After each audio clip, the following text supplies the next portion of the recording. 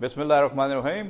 अस्सलाम वालेकुम नाज़रीन, आप देख रहे हैं न्यूज़ पाकिस्तान नेटवर्क का प्रोग्राम ए टू जी। मैं हूं आपका मेज़बान सालिक मजीद। आज हम बात करेंगे शहजाद चुगताई साहब, सीनियर साफ़ी तजिया निगार, हमारे साथ शरीक गुफ्तगू हैं। मौजू है आज का पाकिस्तान मुस्लिम लीग नून की कारकर्दगी सिंध में, उसका मुस्तकबिल क्या है और अब तक जो परफॉर्मेंस है उसका जायज़ा किस तरह लिया जा रहा है, और आने वाले इलेक्शन में मुस्लिम लीग नून सिंध में किस तरह की कारकर्दगी का मुज़ाहरा कर सकती है, क्या तवक्कुआत हैं और किस तरीके से उनके लोगों ने अब तक परफॉर्म किया है, और क़यादत की तवज्जो क्या है या नहीं है सिंध के ऊपर, और कारकुनान क्यों नाराज़ हैं और इनके अपने सीनियर रहनुमा क्यों नज़रअंदाज हो रहे हैं। इस हवाले से तफसीली बहस होगी मुस्लिम लीग नून के किरदार के हवाले से, पॉलिसियों के हवाले से और उनकी परफॉर्मेंस के हवाले से। और ये बात सब जानते हैं कि मुस्लिम लीग का एक बैकग्राउंड है, और पाकिस्तान मुस्लिम लीग जो है वो ज़ाहिर है कि क़याम पाकिस्तान से पहले तहरीक पाकिस्तान चलाने में और उसके बाद क़याम पाकिस्तान के बाद मुख्तलिफ धड़ों का शिकार रहने के हवाले से सियासत में ज़ेर बहस रही है। मौजूदा पाकिस्तान मुस्लिम लीग नवाज़ जो बरसर इक़्तिदार जमात है, उसको पॉपुलर जमात का दर्जा हासिल है, उसकी हुकूमत है, लेकिन वो कहा जाता है कि सिर्फ एक सूबे की पॉपुलर जमात रह गई है, बाकी सूबों में इसकी पॉपुलैरिटी और या इसका ग्राफ मकबूलियत का नीचे गया है।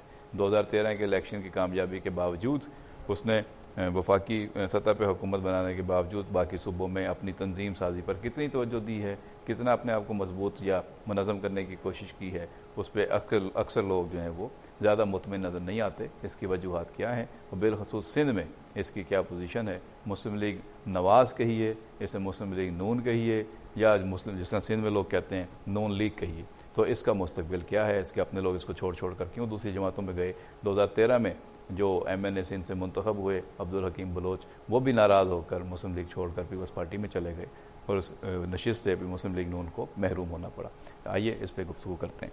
शहजाद साहब, क्या है मुस्तकबिल मुस्लिम लीग नून का, और ये जो आज हम देख रहे हैं लोग कहते हैं कि सिंध में मुस्लिम लीग नून का जनाजा निकल गया है, ये कब हुआ, कैसे हुआ, क्यों हुआ और किसकी इसमें ज़्यादा जिम्मेदारी है। ये गौस अली शाह साहब जब तक सूबाई सदर थे तब तक मुस्लिम लीग यहाँ पे मुत्तहिद थी, मुनज़्ज़म थी, या इसकी मकबूलियत का कोई अंदाज़ा लगाया जाता था, या उन्हीं के दौर में इसका ज़वाल शुरू हो गया था और अब इस्माइल राहू साहब इसके सदर हैं। तो ये गौस अली शाह से इस्माइल राहू तक का जो सफ़र है, ये मुस्लिम लीग नून ने सिंध में क्या खोया, क्या पाया? देखें जी, बात यह है कि मुस्लिम लीग नून, इसमें शक नहीं कि मुल्क की मकबूल तरीन जमात है। पंजाब में उनका वोट बैंक है, उनका ग्राफ बहुत ऊपर है। इस तरीके से अगर आप सिंध में देखें तो सिंध में भी मुस्लिम लीग नून जो है वो कोई ऐसी छोटी मामूली पार्टी नहीं है, बड़ी पार्टी है। सिंध की बड़ी पार्टी में उसका शुमार होता है। अगर आप हालिया इलेक्शन देखें, जो बल्दियाती इलेक्शन हुए जो रिसेंट, और उससे पहले कैंटोनमेंट बोर्ड के इलेक्शन हुए, तो दोनों इलेक्शनों में मुस्लिम लीग की पोजीशन दूसरी तीसरी पोजीशन थी। कैंटोनमेंट बोर्ड के इलेक्शन में मुस्लिम लीग ने पीपल पार्टी से ज़्यादा नशिस्तें ली, कराची में भी, सिंध में भी, और मुस्लिम लीग जो है दूसरी बड़ी अक्सरियती जमात के तौर पे उभर के सामने आई। उसके पीछे जो मुस्लिम लीग के रहनुमा हैं, वो सेक्रेटरी नायब सदर भी हैं और सेक्रेटरी भी हैं, अली अकबर गुज्जर, तो उनका मतलब इसमें हाथ है, उनका विजन है और उनकी सारी मेहनत है, जिसके नतीजे में मुस्लिम लीग नून सिंध में कैंटोनमेंट बोर्ड के इलेक्शन में दूसरी बड़ी जमात जो है उभर के सामने आई, और उसने दीगर जमातों के मुकाबले में जो सिंध की दूसरी जमातें यानी कि कौम परस्त जमातें तो ना बल्दियाती इलेक्शन में नजर आई, ना कैंटोनमेंट बोर्ड के इलेक्शन में। आप कह रहे हैं कि ये कराची के जो कैंटोनमेंट इलेक्शन थे मुस्लिम लीग नून ने वहाँ जो भी कामयाबी हासिल की वो वन मैन शो था, अली अकबर गुज्जर था और कोई नहीं था। जी हाँ, अली अकबर गुज्जर, उसमें उन्होंने बहुत मेहनत की और बहुत वो उसमें क्या कहते हैं आगे रहे, और उन्होंने मतलब जो काउंसलर थे, जो 20 सीटें थीं, जो कराची में 6 कैंटोनमेंट बोर्ड हैं, 6 कैंटोनमेंट बोर्ड में मुस्लिम लीग ने कंटेस्ट किया, और मलीर में, शाह फैसल में, क्लिफ्टन में और दूसरे मनोड़ा में मुस्लिम लीग ने नशिस्तें ली। क्लिफ्टन कैंटोनमेंट बोर्ड को कह सकते हैं कि मुस्लिम लीग का गढ़ था, लेकिन बदकिस्मती से क्लिफ्टन कैंटोनमेंट बोर्ड में मुस्लिम लीग ज़्यादा सीटें नहीं ले सकी, और उससे पहले 2 मरतबा मुस्लिम लीग नून के सलीम ज़िया जो है क्लिफ्टन कैंटोनमेंट बोर्ड के नायब सदर اب تو وہ سینیٹر منتخب ہو چکے ہیں اور وہ سنا ہے کہ آزاد کشمیر کی حکومت میں زیادہ دلچسپی لے رہے ہیں، جہاں پہ ان کے ماموں جو ہیں وزیر اعظم ہیں. نہیں ان کے ماموں نہیں ہیں، وہ ان کے وہ ہیں ہمزلف ہیں، جو قریبی رشتہ دار راجہ حیدر جو ہے ان کے قریبی رشتہ دار ہیں. تو اب وہ بہرحال یہ ہے کہ وہ تو وفاق میں چلے گئے اور سینٹ میں چلے گئے، اور سینٹ کے تو جو اجلاس اتنے زیادہ ہوتے ہیں کہ وہ سینیٹر کو اسلام آباد میں ہی رہنا پڑتا ہے، تو وہ اسلام آباد کو پیارے ہو گئے. سلیم ضیاء مطلب یہ کہ جو ایک لیڈر تھا مسلم لیگ کا، سلیم ضیاء کا شمار مسلم لیگ کے بڑے لیڈروں میں ہوتا ہے. تو سلیم ضیاء کے اسلام آباد جانے سے بھی مسلم لیگ میں سمجھتا ہوں پچھلے دور میں تو ان کو وزیر قانون بنایا تھا نواز شریف صاحب نے، لیاقت جتوئی کے دور میں تو وزیر قانون تھے، لیکن اپوزیشن تو کہتی تھی کہ وزیر قانون بنا تو دیا لیکن یہ تو طوطے ہیں، یہ تو جو ہے وہ آگے بولتے ہی نہیں ہیں اور کہیں سے رٹ کے آتے ہیں اور آگے بول دیتے ہیں. وہ بات تو یہ ہے کہ طوطے تو سبھی ہیں، جو بھی سیاسی جماعت ہے، سیاسی جماعتوں میں جو آپ کے ملک کی سیاسی جماعتیں ہیں ان میں خاندانی نظام ہے، ان کے اندر یعنی کہ وہ الیکشن کی بات تو کرتے ہیں، جمہوریت کی بات کرتے ہیں، لیکن اپنی جماعتوں میں الیکشن نہیں کراتے اور وہاں پہ کوئی جمہوریت نہیں ہے. اور جو بڑی جماعتیں ہیں پاکستان کی، ان کے سربراہ جو ہے آپ دیکھیں تو مطلب 50 سال سے 40 سال سے ایک ہی خاندان کے ایک ہی فرد جو ہے وہ 30 سال سے صدر ہے، اپنی پارٹی کا صدر ہے یا اپنی پارٹی کا جنرل سیکرٹری ہے. پہلے مفتی محمود تھے جمعیت علماء اسلام کے سربراہ، اب ان کے صاحبزادے جو ہے فضل الرحمان نے.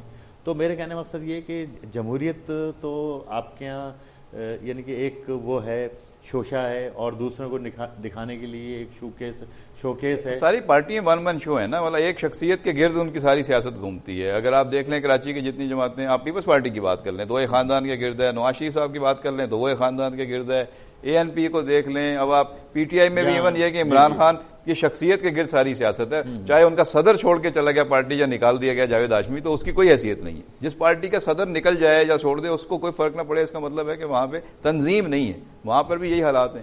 یہاں ایم کیو ایم کے بھی آپ نے یہ حالت دیکھی تھی، یہاں تو نعرے یہی تھا کہ بھائی ہمیں منزل نہیں رہنما چاہیے. تو اس طرح کی سیاست جب ہوتی ہے ملک میں، یہ نعرہ تو ساری میرے خیال سے ایم کیو ایم تو اس میں یعنی کہ ایم کیو ایم کا اس میں ذکر آ گیا، نام آ گیا، لیکن ساری سیاسی پارٹیوں کو میں سمجھتا ہوں کہ پس منظر میں ان کا یہی سلوگن ہے کہ جی منزل نہیں رہنما چاہیے. تو وہ شخصیت پرستی اور پرستش سیاستدانوں کی ہمارے یہاں ہمارے یعنی قومی مزاج ہے.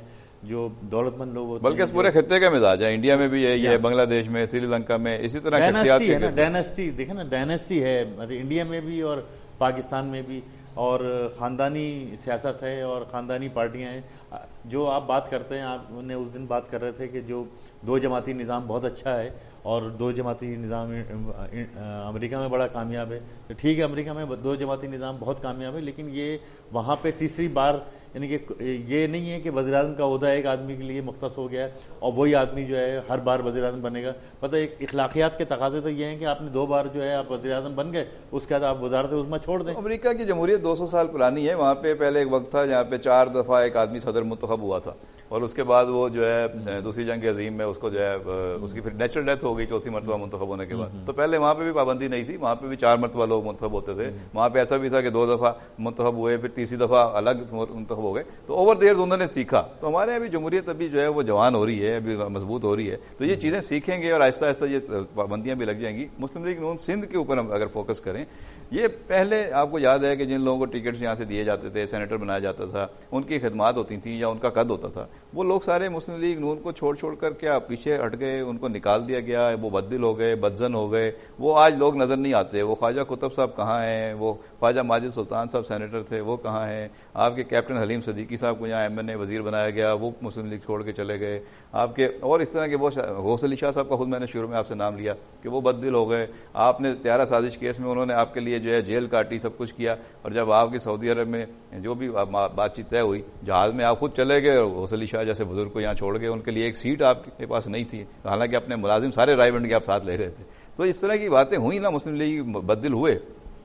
نہیں دیکھیں، مسلم لیگ کی بددل تو ہوئے، لیکن یہ کہ مسلم لیگ میں بھی آپ دیکھیں تو 2-4 لیڈر ہی آپ ایسے دیکھیں گے کہ جو بہت زیادہ جن کے اندر یعنی کام کرنے کا جذبہ ہے، وہ محنت کرتے ہیں، وہ آگے آتے ہیں اور وہ کیا کہتے ہیں ان کے کارکن بھی ان کو بیک کرتے، کارکن بھی ان کے پیچھے ہوتے.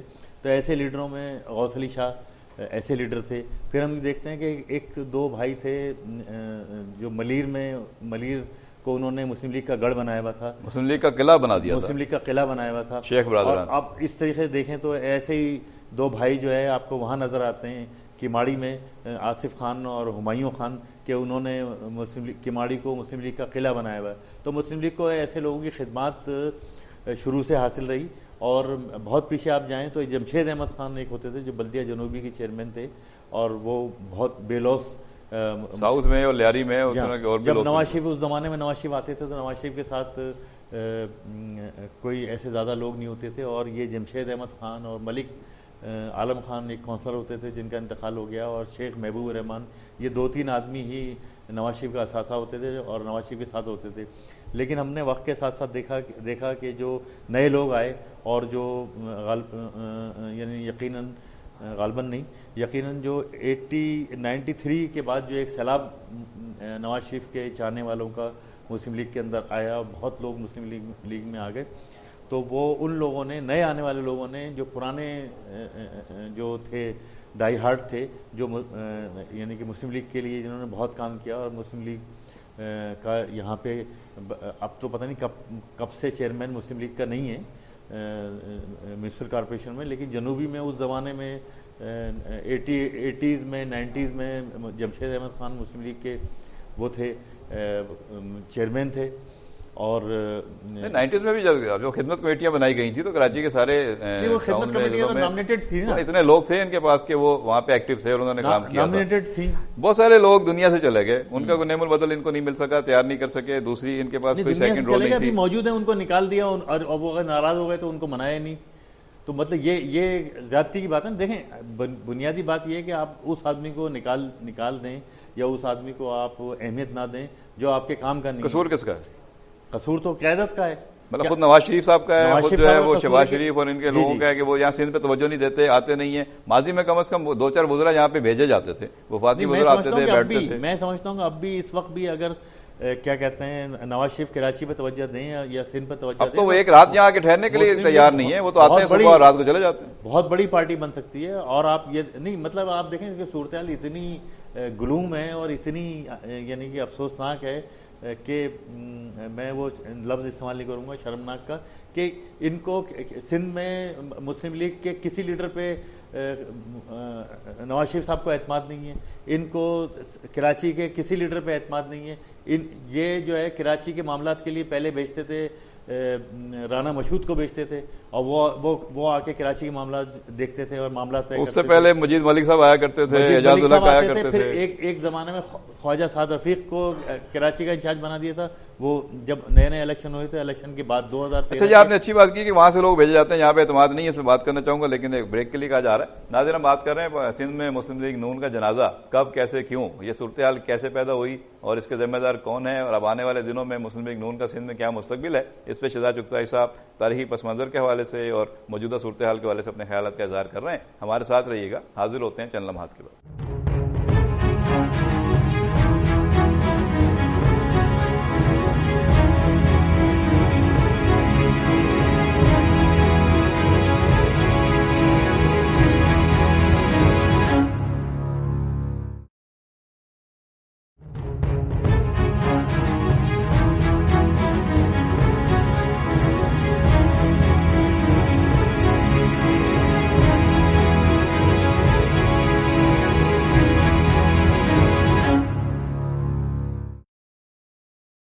ویلکم بیک ناظرین، آپ دیکھ رہے ہیں نیوز پاکستان نیٹ ورک کا پروگرام اے ٹو زی. میں ہوں آپ کا میزبان سالک مجید اور بات ہو رہی ہے شہزاد چغتائی صاحب سے، سینئر صحافی تجزیہ نگار. موضوع ہے سندھ میں مسلم لیگ نون کا جنازہ.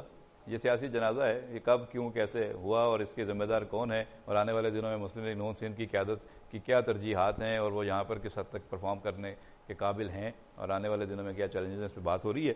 دیکھیں آج تو ہمیں نظر آتا ہے کہ جی ڈاکٹر شیام سندر اڈوانی جو ہیں وہ بڑے سرگرم لیڈر بن گئے ہیں، وہ بڑے لیڈر ہیں. نواز شریف صاحب کراچی میں آتے ہیں، جہاں تک یہ بات ہوتی ہیں وہ 2 آدمی ان کو نظر آتے ہیں، شیام سندر اڈوانی صاحب، اور اس کے بعد اگر کوئی سکھ رہنما ہے یہاں پہ تو وہ کہتے ہیں جی تسی ٹھیک ہو گئے, میں ٹھیک ہوں. اس کے بعد وہ کہتے ہیں ہمیں دیوالی پہ بلائیں, ہمیں آپ اپنے ہولی پہ بلائیں, ہم آنا چاہتے ہیں, سب کچھ ہے, وہ چیزیں ہوتی ہیں. تو جو اچھا کام کر رہا ہے وہ ان کو نظر آ رہا ہے, لیکن جو اچھے لوگ پہلے تھے وہ سارے سائڈ لائن ہو گئے. آج کیوں کوئی اعجاز شفیع مرحوم جیسا لیڈر نظر نہیں آ رہا؟ آج کیوں کوئی اس سے پہلے جو احسان پاشا تھے, بڑے ایکٹیو ہوتے تھے, یہاں سے ہر آدمی کو لے کے جاتے تھے, وہ نظر نہیں آ رہے؟ یا جو لوگ موجود تھے, کیپٹن حلیم صدیقی میں نے پہلے بھی نام لیا, وہ کہاں چلے گئے؟ اس طرح کے طارق خان مرحوم تھے, ان کا کوئی نعم البدل نہیں رہا, وہ جیلیں کاٹی, انہوں نے ایم پی او کاٹا, سب کچھ ہوا. مشرف کے دور میں انہوں نے جیلیں کاٹی. تو اس طرح کے لوگ اب ہیں نہیں, پیچھے ہٹ گئے ہیں, یا ان پہ اعتبار نہیں ہے. جیسے آپ نے کہا کہ وہاں سے لوگ بھیجے جاتے ہیں, یہاں پہ آ کے بات کرتے ہیں, یہاں والے لوگوں پہ کوئی اعتبار نہیں ہے. دیکھیں, جو طارق خان بڑے سیماب صفت لیڈر تھے, ان کا انتقال ہو گیا, احسان پاشا کا انتقال ہو گیا, تو بہت سارے تو ایسے لوگ تھے جن کا اعجاز شفیع کا انتقال ہو گیا, جنہوں نے زہیر اکرم ندیم تھے, زہیر اکرم ندیم قتل کر دیے گئے, تو جنہوں نے مسلم لیگ کے لیے بہت زیادہ کام کیا اور بہت زیادہ محنت کی. اور کچھ لوگ جو ناراض ہو کے چلے گئے, تو مطلب یہ کہ متبادل آپ کو نہ, جو جن کا انتقال ہو گیا اس کا متبادل آپ کو ملا, پہلی بات یہ. پھر جو چھوڑ کے چلے گئے ان کو آپ نے کہا کہ جانے دو, اور ان کو آپ نے پوچھا نہیں, راضی کرنے کی کوشش راضی کرنے. حالانکہ آپ کو یہ دیکھنا چاہیے تھا کہ جیسے کہ میں سمجھتا ہوں کہ 93 میں جب کراچی میں قومی اسمبلی کے الیکشن ہوئے تھے, تو اس میں مسلم لیگ نے 6 سیٹیں لی تھیں. تو یہ یعنی کہ میرا خیال ہے کہ کراچی میں یہ مسلم لیگ کی بہت بڑی کامیابی تھی. یہ کراچی میں مسلم لیگ کے کا ہیوی مینڈیٹ تھا, اور یہ جو پوزیشن تھی مسلم لیگ کی, اس کو مسلم لیگ کو برقرار رکھنا چاہیے تھا. اب مسلم لیگ اگر اس پوزیشن کو برقرار نہیں رکھ پائی کہ کراچی کی 6 سیٹیں وہ لوز کر گئی, اور اس کے بعد مسلم لیگ کو آج تک یعنی کہ اس وقت سندھ میں مسلم لیگ کی قومی اسمبلی میں کوئی سیٹ نہیں ہے. یہ جو ملیر والی تھی, عبدالحکیم بلوچ والی, وہ بھی ختم, وہ بھی چلی گئی. تو اچھا, ایسا نہیں ہے کہ سندھ سے مسلم لیگ بہت زیادہ سیٹیں لیتی رہی ہے, اور مسلم لیگ سیٹیں لے سکتی ہے. 2-3 چیزیں دیکھیں. پہلی بات تو یہ ہے کہ یہ جو میثاق جمہوریت ہے, ایک تو وہ یہ ہے پیپلز پارٹی کے ساتھ, ہے نا. اچھا, اب میثاق جمہوریت تو ایسا لگتا ہے کہ یہ ایسا ہو گیا ہے کہ ادھر ہم ادھر تم والا یہ حساب کتاب نظر آتا ہے. وہ تو ممتاز بھٹو کہتے تھے کہ یہ تو مفاہمت کا دسترخوان بچھا ہوا ہے, اور سب لوگ اپنا اپنا حصہ لے رہے ہیں, اور وہ چپ کر کے بیٹھے ہوئے. کہ نواز شریف نے سندھ کو گیو اپ کر دیا. سندھ کو یعنی کہ اپنی سیاسی لغت میں, سیاسی ڈکشنری سے میں سمجھتا ہوں کہ انہوں نے نکال دیا. تو یہ سارے جو پرانے وڈیرے تھے, بڑے بڑے جو خاندان تھے, یہ مسلم لیگ کی طرف آیا کرتے تھے, خاص طور پہ جو رائیولز تھے پیپلز پارٹی کے, تو ان کے پاس دوسرا آپشن یا تو مسلم لیگ نون تھا یا فنکشن لیگ تھا, تو اور کسی طرف وہ نہیں جایا کرتے تھے. اب کچھ پیپلز پی ٹی آئی کی طرف جا رہے ہیں, کچھ جو ہیں وہ فنکشن لیگ میں موجود ہیں, لیکن فنکشن لیگ سے بھی لوگ ٹوٹ کے پیپلز پارٹی میں جا رہے ہیں, بڑے بڑے خاندان. پہلے جام صادق کے دور میں آپ نے دیکھا کتنا یہاں پہ پیپلز پارٹی کو ٹف ٹائم دیا گیا. اس کے بعد ارباب غلام رحیم کے دور میں آپ نے دیکھا کہ یہاں ٹف ٹائم دیا گیا. تو کاف لیگ بھی بنی ایک زمانے میں, اس نے بھی بڑی سیٹیں لی سندھ میں, اور بڑے ان کے وزیر آئے. تو اس کے بعد یہ سارے مسلم لیگی یہ کیا موسمی رہنما ہیں, یہ اوپر سے طاقت ملتی ہے, پاور ان کو ملتی ہے, تو یہ مسلم لیگ میں رہتے ہیں. اور اگر دیکھتے ہیں کہ پاور کسی اور طرف چلی گئی ہے سندھ میں, تو یہ سب اس کے پیچھے بھاگتے ہیں, پاور کے پیچھے چلے جاتے ہیں. ان کے نظریات کوئی نہیں ہے, ان کے کوئی اصول نہیں ہے, ان کی کوئی سیاست میں کوئی قواعد و ضوابط نہیں ہے. جب جو پارٹی بھی جاگیردار وڈیرے کی ایک مینٹلٹی ہے کہ وہ جب یہ دیکھتا ہے, اور صنعت کاروں کی بھی یہی ہے, اور میرے خیال سے جو زیادہ تر دولت مند لوگ ہیں جو پولیٹکس میں, عام آدمی تو نہیں ہے نا پولیٹکس میں, مڈل کلاس تو الیکشن کونسل کا الیکشن بھی نہیں لڑ سکتی. تو یہ جو دولت مند لوگ ہیں, جو اشرافیہ جن کو آپ کہتے ہیں, تو یہ دولت مند لوگ جو ہے یہ اس پارٹی کے پیچھے جاتے ہیں, کنگ پارٹی کے پیچھے جاتے ہیں. اور اس میں یعنی اگر وہ یہ دیکھ رہے ہوتے ہیں کہ مسلم لیگ حکومت بنا رہی ہے, تو یہ مسلم لیگ میں چلے جاتے ہیں. انہیں پتہ لگتا ہے کہ پیپل پارٹی پاور میں آ رہی ہے, تو یہ پیپل پارٹی کا ساتھ دینے لگتے ہیں. تو یہ تو وقت کے ساتھ ساتھ جو ہے اپنی وفاداریاں تبدیل کرتے ہیں. لیکن مسلم لیگ کے لیے ایسا نہیں ہے کہ یہاں پہ سندھ میں مسلم لیگ کا ووٹ بینک نہیں ہے. میں سمجھتا ہوں کہ اگر مسلم لیگ توجہ دے, مطلب ریسنٹ مثال میں آپ کو دے سکتا ہوں کہ جو 93 اور 97 میں جب مسلم لیگ نے یہ حکومت بنائی تھی, اور 92 میں بھی بنائی تھی, اور کافی حکومتیں مسلم لیگ کے وزیر اعلیٰ بھی رہے, مظفر لیاقت جتوئی یہاں وزیر اعلیٰ تھے رہے, اور جام صادق رہے, لیاقت جتوئی رہے, اور مظفر شاہ تو فنکشن لیگ کے ہیں, کہہ سکتے ہیں کہ وہ بھی تھے, ارباب رحیم بھی تھے, مسلم لیگ کاف کے تھے وہ. تو سندھ میں جو اس سے پہلے وہ تھے مسلم لیگ نون. تو جو یہ الیکشن ہوئے تھے 11 مئی 2013 کو جو سندھ میں الیکشن ہوئے تھے, اس میں اگر نواز شریف اگر چاہتے تو وہ یہاں پہ مسلم لیگ کی حکومت بنا سکتے تھے، کیونکہ پیپل پارٹی کے اور اپوزیشن میں MQM بھی تھی، فنکشنل مسلم لیگ بھی تھی، تحریک انصاف بھی تھی. تو آپ نے کہا متوسط طبقے کے لوگ زیادہ تر اس میں نہیں ہیں، زیادہ تر دولت مند لوگ آتے ہیں اندرون سندھ سے. لیکن یہ جو کراچی سے جو مسلم لیگ نون کے کئی نام ہیں نظر آتے ہیں، جس میں اب سب سے بڑا نام تو خود نہال ہاشمی کا ہے، پھر مشاہد اللہ خان یہاں سے رہے، اس کے علاوہ سلیم ضیاء رہے. تو یہ تو کوئی بہت زیادہ دولت مند یا کوئی جاگیردار زمیندار لوگ نہیں تھے. انہوں نے تو، یہ تو پریکٹیکل لائف والے لوگ ہیں اور ان کو سینیٹر بنایا گیا. نہیں دیکھیں، آپ یہ دیکھیں گے کہ جو MQM کی اگر آپ بات کریں تو میں سمجھتا ہوں کہ MQM کے اندر تو اشرافیہ کے لوگ یا دولت مند لوگ، صنعت کار، جاگیردار وڈیرے ہیں ہی نہیں، اور اگر ہوں گے دو چار ہی ہوں گے.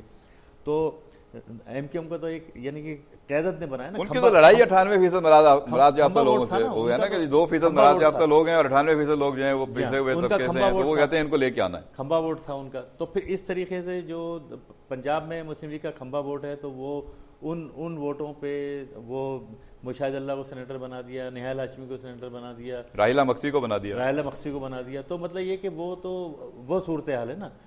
مطلب وہ ٹھیک ہے، ان کا تعلق مڈل کلاس سے ہے، نہال ہاشمی کا، لیکن انہوں نے کراچی کو، سندھ کو آنر کیا نا. تو وہ مڈل کلاس کے وہ لوگ ہیں، لیکن وہ سینیٹر بننے کا تصور بھی نہیں کر سکتے تھے. اب تو میرے خیال سے سینیٹر بننے کے لیے کوئی 1 ارب روپے کی ضرورت ہے اگر کوئی سینیٹر بننا چاہے، اور جو ووٹوں کا بہاؤ چلتا ہے.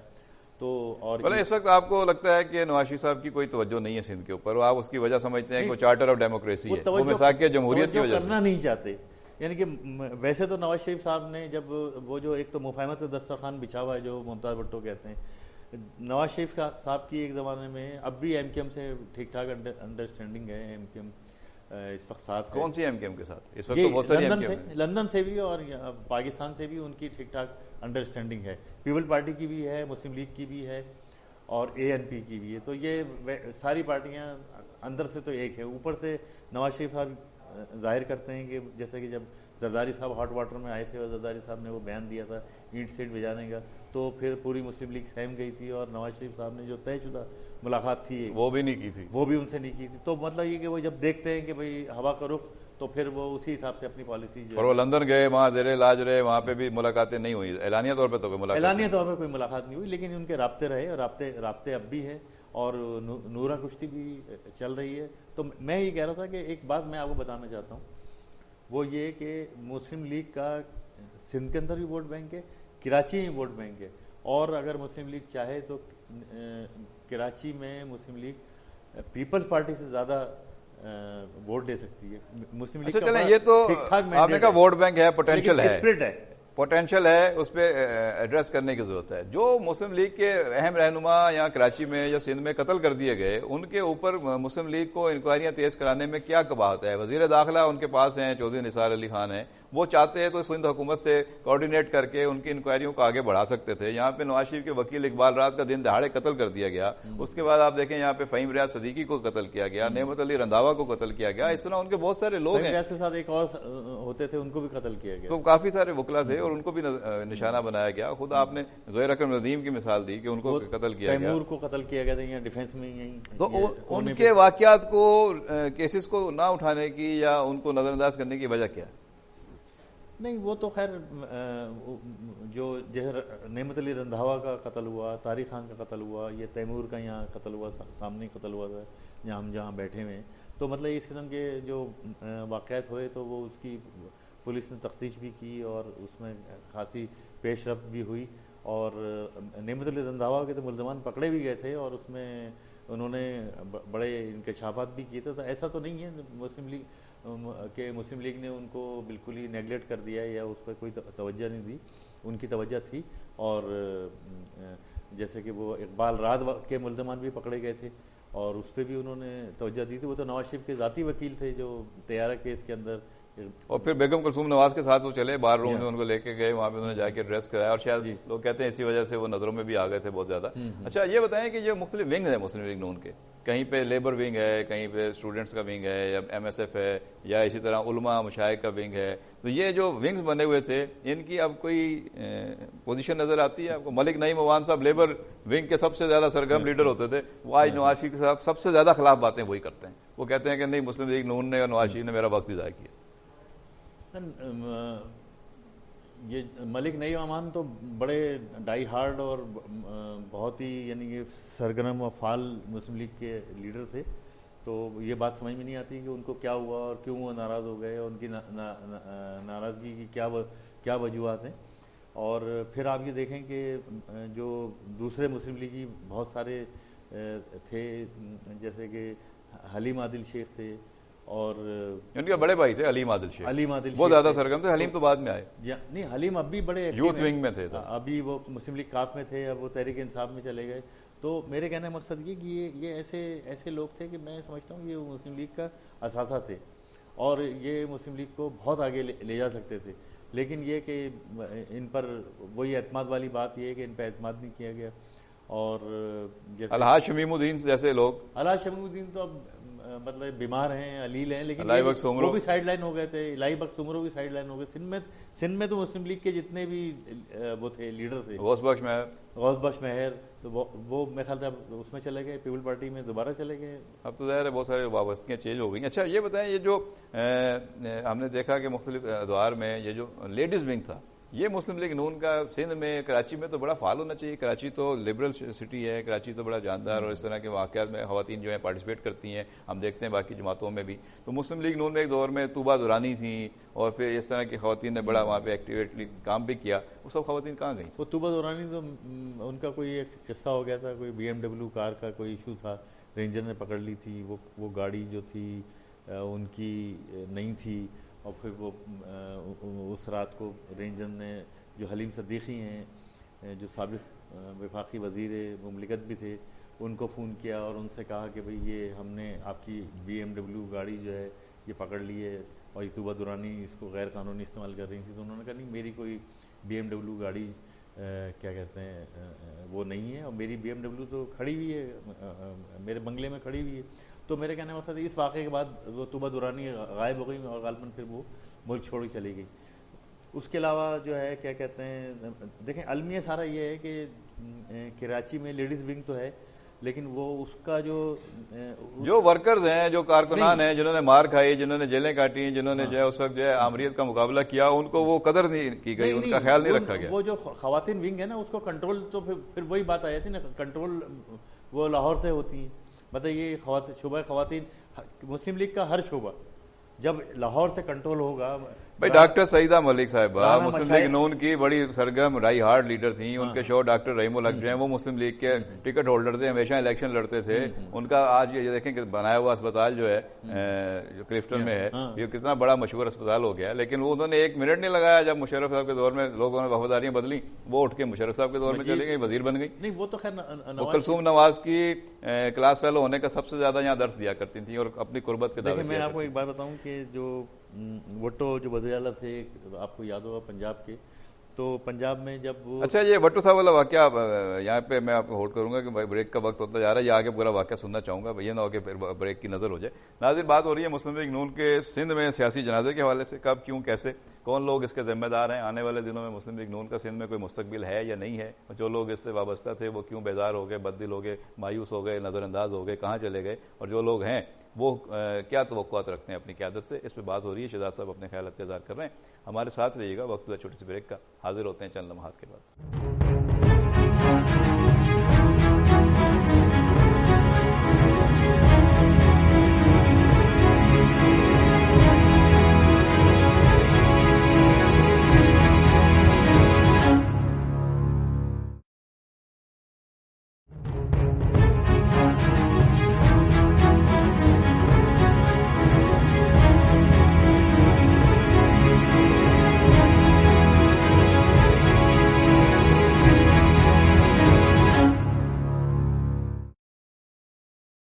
ویلکم بیک ناظرین, آپ دیکھ رہے ہیں نیوز پاکستان نیٹ ورک کا پروگرام A to Z. میں ہوں آپ کو میزبان سالک مجید. بات ہو رہی ہے شہزاد چغتائی صاحب سے, سینئر صحافی, تجزیہ نگار, ہمارے ساتھ شریک گفتگو ہیں. مسلم لیگ نون کا سندھ میں سیاسی جنازہ, کب کیوں کیسے کون ذمہ دار ہے, آنے والے دنوں میں کیا ہوگا, اس پہ بات ہو رہی ہے. اہم واقعات سنا رہے تھے شہزاد صاحب. پہلے تو وٹو صاحب والا واقعہ پورا کر لیں, پھر میں آپ سے اوپن سیکریٹ ہے.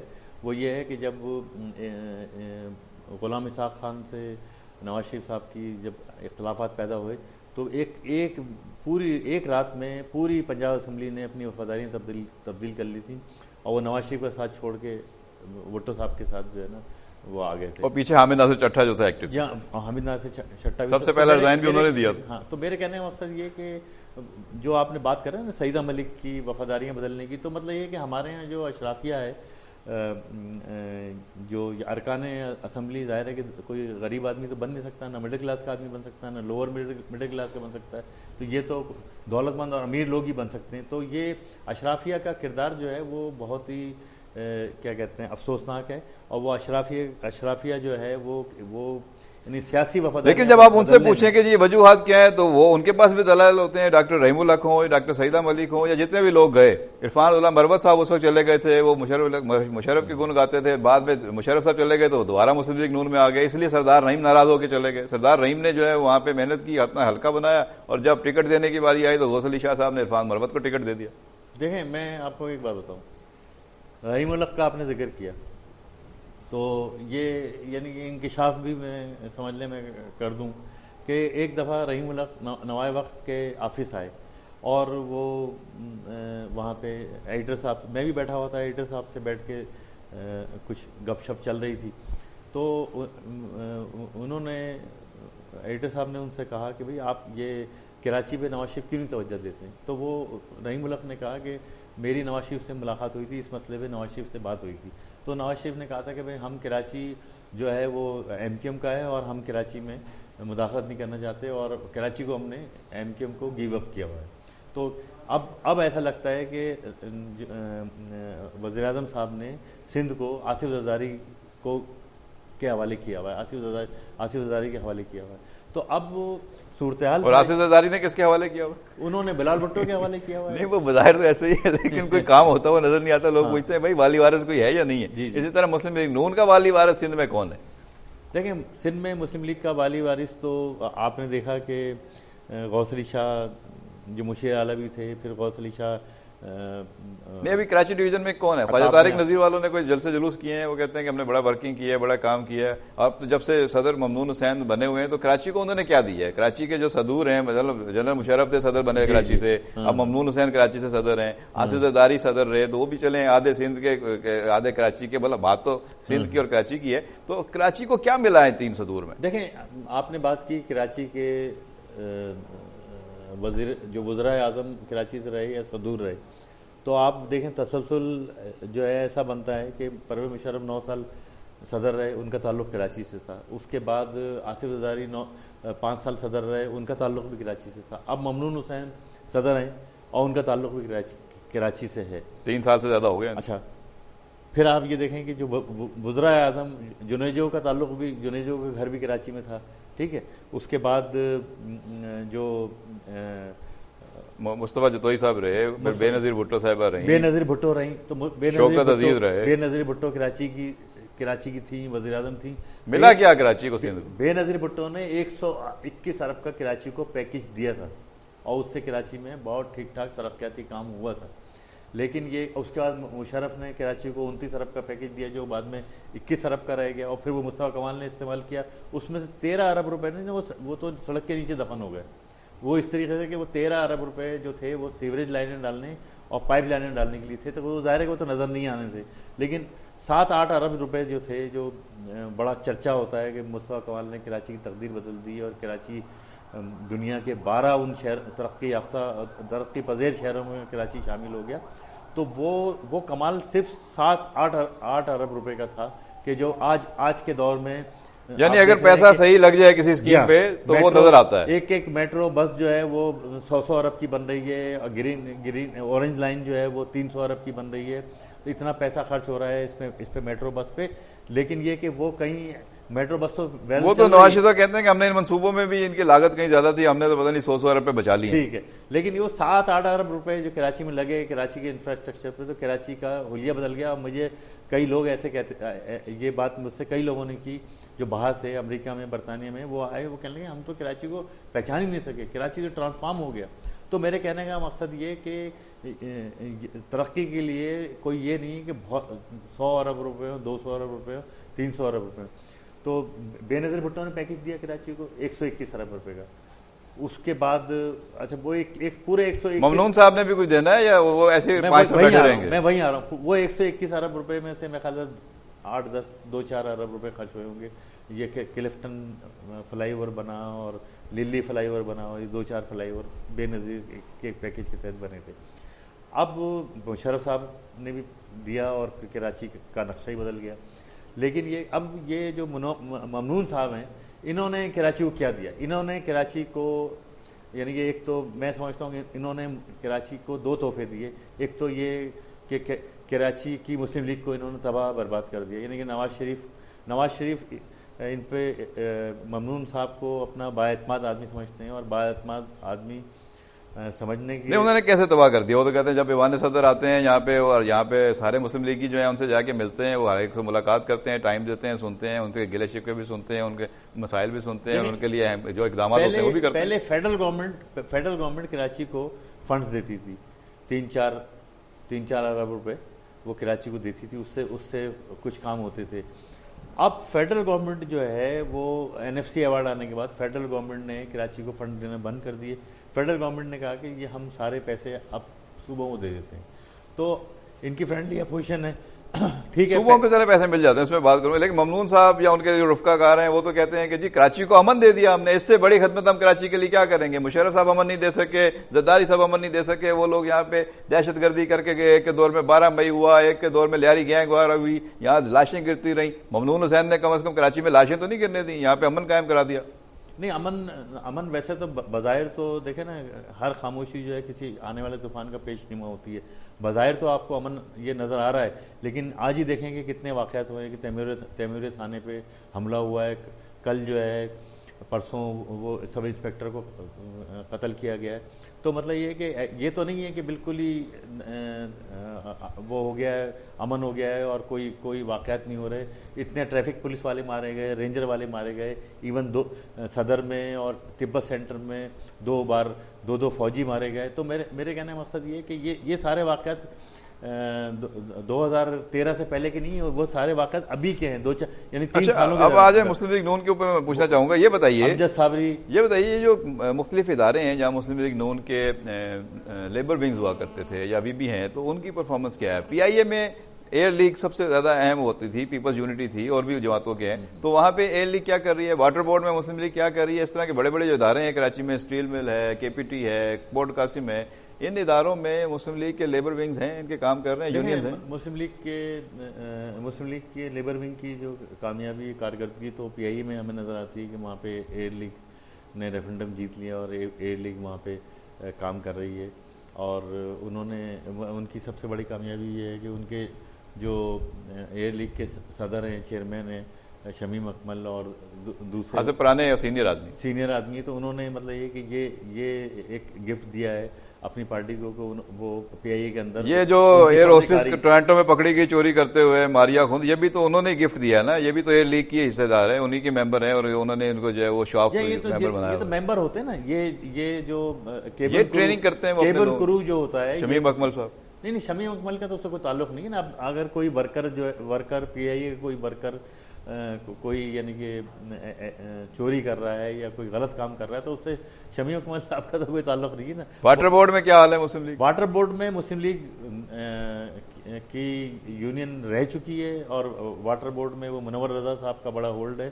لیکن یہ کہ اب کراچی کے سارے اداروں میں آپ دیکھ رہے ہیں کہ وہ MQM جب آ جاتی ہے تو پھر وہ پیپل پارٹی پھر وہی چھا جاتی ہے, باقی پیچھے ہو جاتی ہے. ان کے لیبر ونگ تھوڑے سے پیچھے ہو جاتے ہیں. تو واٹر بورڈ میں ان کا MQM کا ہولڈ ہے. اچھا, KMC میں کیا حال ہے اس وقت؟ مطلب یہاں تو مشاہد اللہ خان جو ہیں وہ ایڈمنسٹریٹر کراچی رہے, نواز شریف صاحب نے ان کو ایڈمنسٹریٹر کراچی بنایا تھا, اور یہاں پہ وہ بڑا چاہتے تھے کہ میں بڑے بڑے پروجیکٹس کروں. اس کے بعد وہ تو حکومت ہی چلی گئی, ان کو موقع نہیں ملا.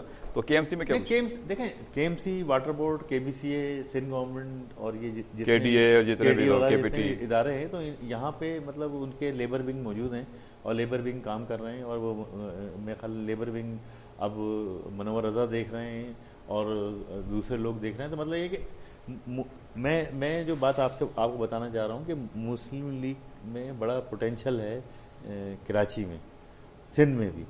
اور پوٹینشیل یوں ہے کہ آپ دیکھیں نا, ان جو حلقہ بندیاں ہیں کراچی میں وہ ریزنیبل نہیں ہے.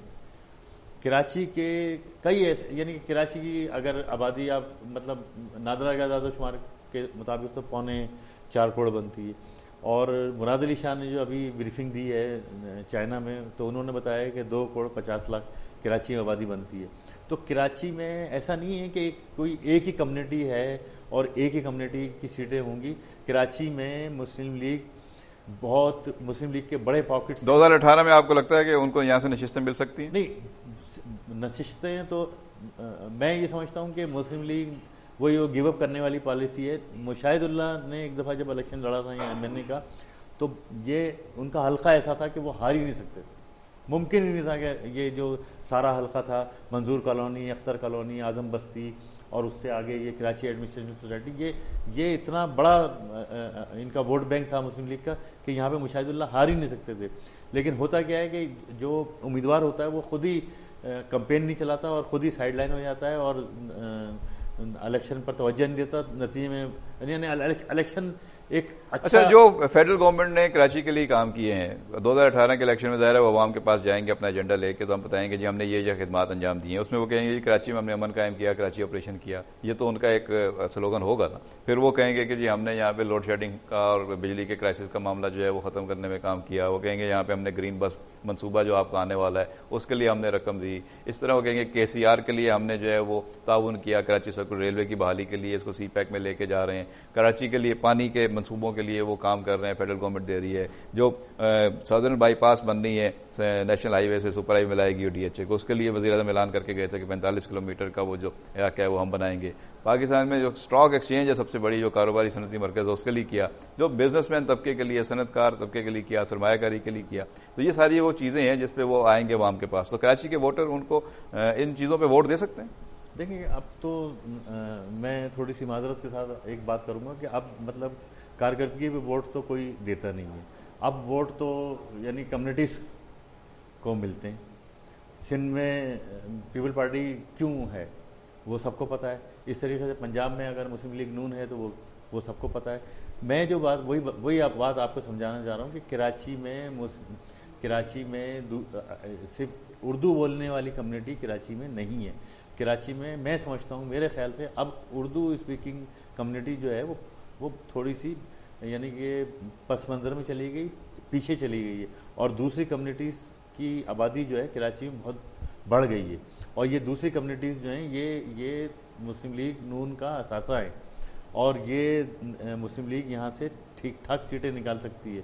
لیکن ان کی یہاں پہ کوئی تنظیم نہیں ہے، ان کے پاس کوئی لیڈر نہیں ہے، ان کے پاس کوئی پلان نہیں ہے، کوئی حکمت عملی نہیں ہے، کوئی پالیسی نہیں ہے. تو ظاہر ہے کہ پھر اس کا رزلٹ تو یہی ہوگا. یعنی مسلم لیگ کو یوں کہہ سکتے ہیں کہ مسلم لیگ یہاں پہ تتر بتر ہے، مسلم لیگ منتشر ہے. لیکن مسلم لیگ نون سندھ کی قیادت پر کوئی کرپشن کے الزامات ہیں، کوئی جرائم کے واقعات میں ملوث ہیں، کسی گینگ میں یا کسی یہ مافیا کا حصہ تو نہیں ہے. ان کے لوگ جو ہیں مجموعی طور پر وہ بہتر ہیں، کمپیریٹیولی شریف ہیں، یا یہ ان کے اندر بھی ایسے لوگ ہیں جو کرمنلز ہیں؟ اچھے برے لوگ تو ہر جگہ ہوتے ہیں. مجموعی تاثر کیا ہے؟ لیکن بنیادی طور پہ یعنی کہ جو نواز شریف صاحب ہیں ہمارے وزیر اعظم، وہ ایک شریف آدمی جو ہے نا. اور مطلب اس پہ کوئی دو رائے نہیں. کوئی وہ تو عمران خان تو کچھ اور نعرے لگوا رہے ہیں، بلاول تو کچھ اور نعرے لگوا رہے ہیں، گلی گلی میں شور ہے، وہ تو اس طرح کے نعرے لگوا رہے ہیں. وہ تو خیر وہ ان کی یعنی کہ اپوزیشن تو کے نعرے تو یہی ہوتے ہیں اور وہ کیا کہتے ہیں یہی نعرے لگائیں گے. لیکن یہ کہ جو گراؤنڈ ریئلٹیز ہیں اور جو لوگوں کی رائے ہے وہ تو یہی ہے کہ اور وہ دیکھتے بھی ہیں. اور جو مسلم لیگ نون سندھ کے صدر اور سیکرٹری ہیں اس میں اسماعیل راؤ صاحب ہیں اور نہال ہاشمی صاحب ہیں، یہ کیسے لوگ ہیں اور یہ کس حد تک افیکٹو ہیں؟ یہ مسلم لیگ نون کا المیہ یہ ہے کہ اس میں آپس میں اختلافات بہت ہیں، جھگڑے بہت ہیں اور کوئی آپس میں ہم آہنگی نہیں ہے، کوئی اتفاق نہیں ہے، اختلافات بہت زیادہ ہیں.